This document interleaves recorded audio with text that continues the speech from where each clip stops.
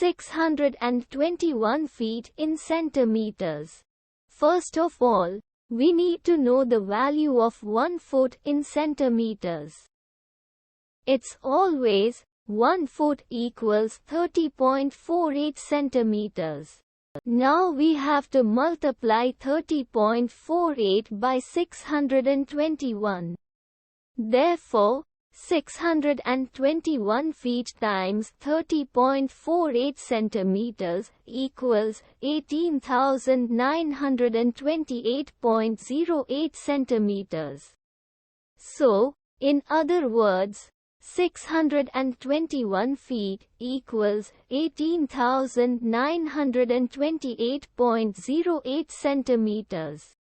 We hope you have enjoyed this video. Please like and subscribe to our channel for more videos like this.